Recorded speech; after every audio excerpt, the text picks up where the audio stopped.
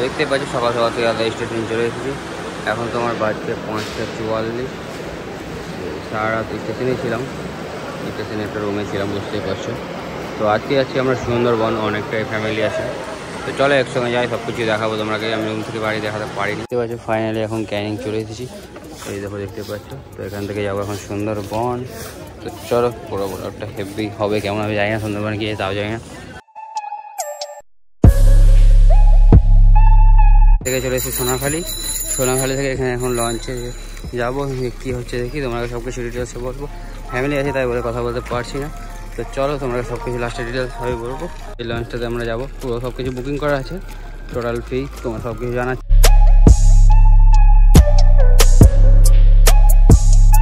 এখন লঞ্চে চলে এসেছি, পুরো লঞ্চটাই আমাদের, যেহেতু 40-44 জন আছে, 50 জনের সিট থাকে ওদের। তো এখানে লুচি টুচি খাওয়া দাওয়া হয়ে গেছে। এরপরে নাকি মাস্টার দিবে, আর দুপুরের সময় ভাত দিবে, আর 5টার সময় যাবে আমাকে হোটেল নিয়ে। তো পুরো ডিটেলসে বলবো, ফ্যামিলির জন্য প্রবলেম হচ্ছে, বাট ট্রাই করবো সব কিছু বলার। তো পুরো সেসব যদি দেখো, অনেক মজা হবে। প্লিজ লাইক কমেন্ট শেয়ার করে দেবে। বোট ছেড়ে দিয়েছে এখান থেকে এখন। তো এখন যাবো এদিকে পুরোটা।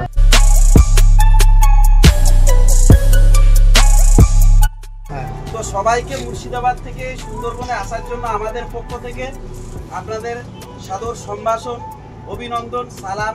তো বিষয়টা হচ্ছে, আমরা এত বড় জলযানে আছি, সবাই মনে রাখবেন, বিশেষ করে বাচ্চার মা এবং বাবারা, বাচ্চাগুলোর জন্য আমরা কিন্তু নদীর পানির উপরে ভাসছি, এটা মনে রাখবেন।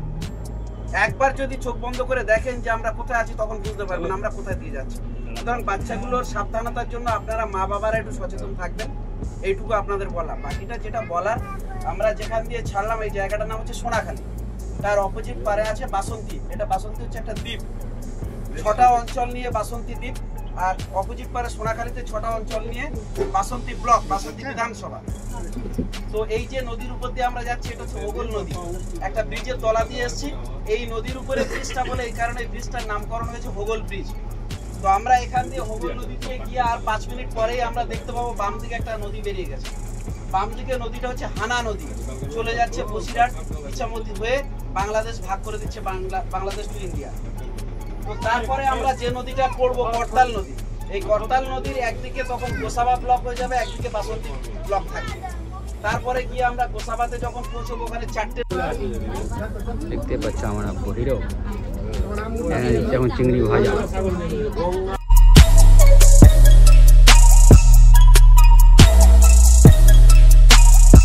আচ্ছা ফাইনালি এখানে নামালো, এখন যে হেঁটে হেঁটে একটা বাজারের মধ্যে দিয়ে। তো সবাই ওদিকে চলে গেছে, আমরা পিছনে আসি। চলো আস্তে আস্তে যাওয়া যাক, কী আছে না আছে সবই দেখাবো। রঘুনাথগঞ্জের থেকেও অতটা শহর না, রঘুনাথগঞ্জের থেকেও কম আছে। দেখি ভিতরে কী আছে, জায়গাটার নাম কি তাও জানি না আমি। তো দেখতেই পাচ্ছি এটার নাম হচ্ছে কোথবা। তো এটা 5 টাকা টিকিট করে ঢুকতে হয় এখানে, এটা দেখার জন্য থামলো। তো এটা এরকম আছে। আর এটা তোমার কাঠের রুম আছে এখানে, রবীন্দ্রনাথ ঠাকুর নাকি এসেছিল, 3 দিন ছিল এখানে। A few moments later. ডাল আর বেগনি আর লেবু দিয়েছে, ভাত আর কি দিচ্ছে সব দেখাচ্ছে। লাঞ্চ এটা না, আলু পটলের সবজি দিয়েছে, ডাল দিচ্ছে, ইলিশ মাছের।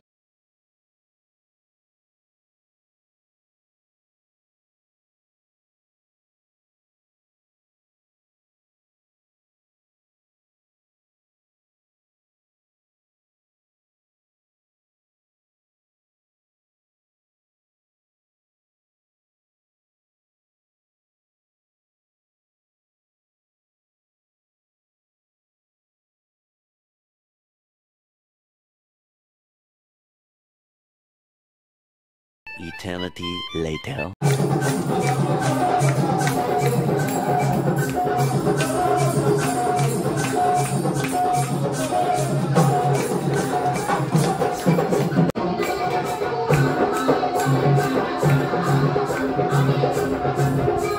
এটা হচ্ছে আমাদের লজ, আর ওই রুমটা হচ্ছে আমার 3 তলায়।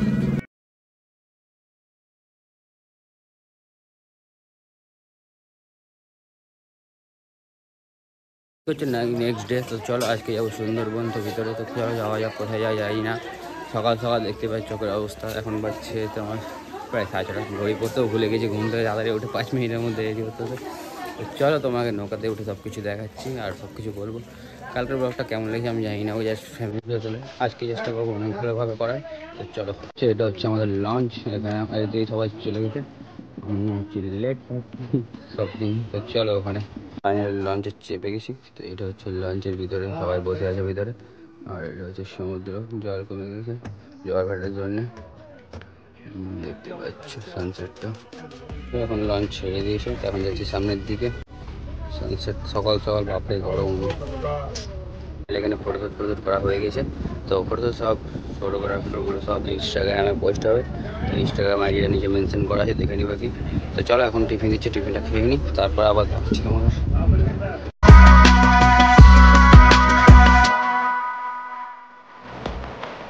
দেখতে পাচ্ছ এটা একটা ফরেস্ট, সুন্দরবন। তো চলো ভিতরে যাই, কি আছে দেখি, তোমাদেরকে দেখার চেষ্টা করবো। এখানে লঞ্চ লাগিয়ে দিয়েছে, তো সবাই এখানে আসছে। তো চলো ভিতরে যাই।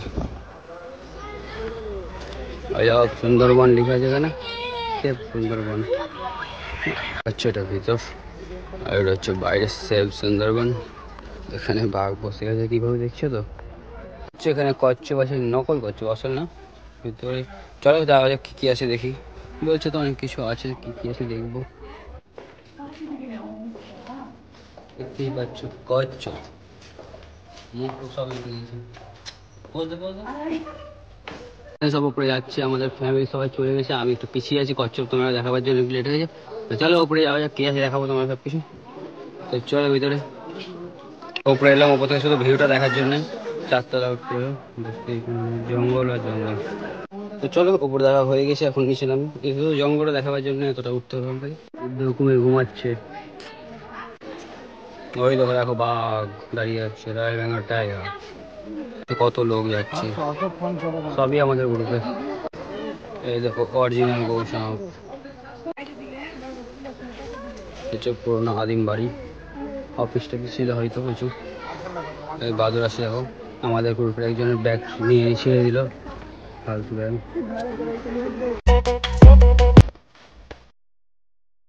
ওখান থেকে বেরা হয়ে গেছে, আবার এদিকে নৌকা চলে এসছে। ওদিক দিয়ে ঢুকালো, এই দিয়ে বেরোচ্ছে। এবার এখানে হচ্ছে নৌকাতে ঢুকে যাবো, এটা আমাদের নৌকা।